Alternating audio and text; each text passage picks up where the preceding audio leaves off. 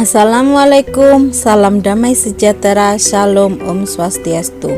Bertemu lagi dengan saya Desi Aristianingrum, JGP Kabupaten Jayawijaya, angkatan keempat dengan fasilitator Ibu Tati Dwi Wahyuni dan pengajar praktik Bapak Faisal. Pada video kali ini saya ingin memaparkan tugas 1.2.a.10 tentang aksi nyata terkait nilai dan peran guru penggerak. Menurut saya modul 1.2 sangat menarik dan menantang untuk saya, karena di modul ini saya belajar terkait 5 nilai guru penggerak seperti mandiri, reflektif, kolaboratif, inovatif, dan berpihak pada murid. Dan juga saya belajar 5 peran sebagai guru penggerak yang sangat menantang, dan untuk memulai melaksanakannya saya harus sudah tergerak dan bisa bergerak sehingga bisa untuk menggerakkan. Dalam aksi nyata ini saya masih belajar untuk melaksanakan 2 peran, yaitu peran menjadi pemimpin pembelajaran dan menjadi coach bagi guru lain.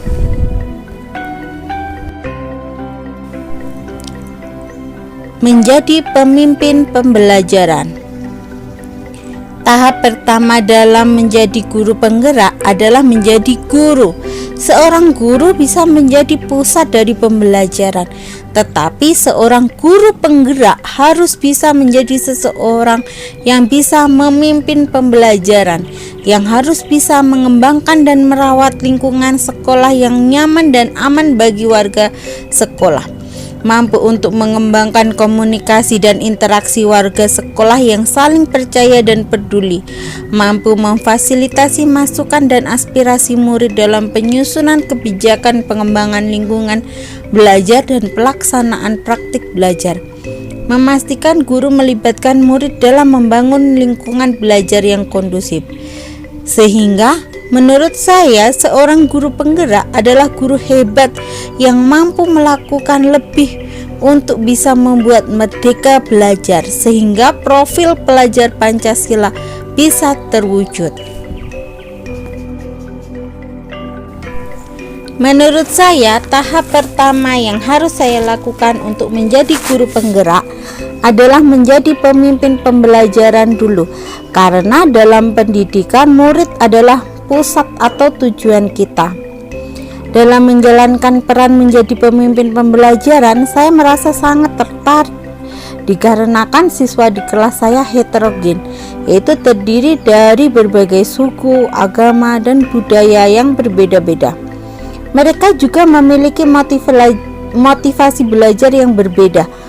Banyak siswa saya masih mempunyai motivasi belajar yang rendah, dilihat dari pengumpulan tugas yang sering terlambat. Pada saat di kelas, sering melamun dan nilai yang diperoleh juga masih rendah. Hal ini mungkin disebabkan karena siswa sudah lama belajar di rumah sejak kerusuhan 2019 sampai dengan pandemik sekarang ini. Pada awalnya pembelajaran hanya menggunakan metode daring dengan menggunakan Google Meet, tetapi dengan metode ini banyak siswa yang tidak bisa mengikuti pembelajaran, sehingga metode yang dilakukan adalah blended learning dengan cara yang memiliki gadget dan pulsa bisa mengikuti dari rumah, sedangkan yang tidak mempunyai perangkat, pulsa, dan jaringan buruk bisa dilakukan di sekolah atau luring. Selain metode pembelajaran, saya juga melihat anak masih kurang bersemangat belajar karena selama di rumah mereka hanya bermain dengan teman dan juga menggunakan HP. Hal ini membuat saya ingin membuat siswa lebih bersemangat dalam belajar.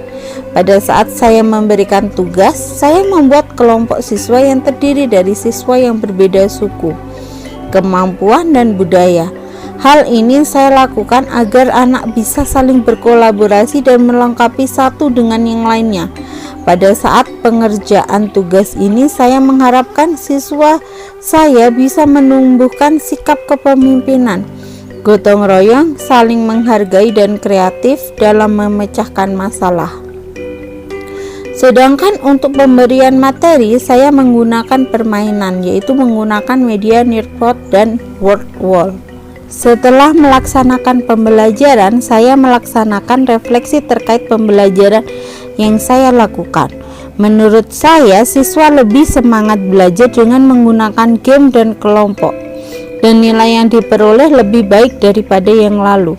Tetapi siswa yang belum percaya diri dan memiliki kemampuan di bawah rata-rata atau masih pasif dalam mengikuti pembelajaran, mungkin karena game yang saya buat belum mereka ketahui dan juga mereka belum mengerti cara bermainnya.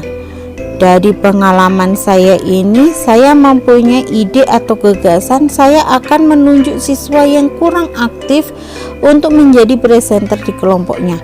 Saya juga akan membuat game yang lebih sederhana dan bisa dimainkan seluruh siswa di kelas, sehingga semuanya bisa berpartisipasi. Peran yang kedua adalah menjadi coach bagi guru lain. Salah satu peran guru penggerak yang penting adalah menjadi coach bagi guru lain. Menurut saya, pada saat ini kita ingin menjadi guru penggerak yang bisa menggerakkan orang lain, maka kita perlu terlebih dahulu mengembangkan diri kita dengan mengikuti pelatihan baik online maupun luring, dan kita perlu untuk belajar menggunakan teknologi. Coaching kepada orang lain menurut saya juga salah satu cara untuk mengembangkan diri kita dan orang lain. Dalam coaching, kita sering untuk mendengar pendapat orang lain, mengasah kemampuan kita dan mendapatkan ide-ide atau gagasan yang lainnya. Saya sering melaksanakan coach bagi guru lain, tetapi masih di tingkat rendah menurut saya, seperti memberikan bantuan dalam pengisian MySAPK, membuat pengolahan nilai di Excel, menjelaskan tentang administrasi atau perangkat yang harus dimiliki oleh guru pada saat supervisi, menjelaskan tentang kurikulum SKS kepada teman sejawat, menjelaskan tentang penilaian kepada teman serumpun, menjadi guru pamung guru PPL PPG dalam jabatan, menjelaskan tentang pembuatan Google Form dan lain-lain. Pada saat melaksanakan coaching, saya juga belajar dari teman saya, karena terkadang pengalaman dan masukan teman sangat bagus. Selain itu, saya merasa saya masih sangat perlu untuk mengembangkan diri saya, sehingga saya bisa memberikan coaching yang lebih bagus dan berkualitas. Misalnya terkait peningkatan kualitas pembelajaran untuk mewujudkan profil pelajar Pancasila. Saya juga menginginkan lebih banyak orang yang bisa saya kembangkan, sehingga saya akan berusaha untuk tidak cuek lagi, apalagi ada teman yang meminta bantuan. Selalu mendorong teman sejawat dalam peningkatan kualitas pembelajaran, dan saya akan menambah kepercayaan diri saya, karena selama ini saya merasa minder dan tidak bisa melakukan pekerjaan dengan baik.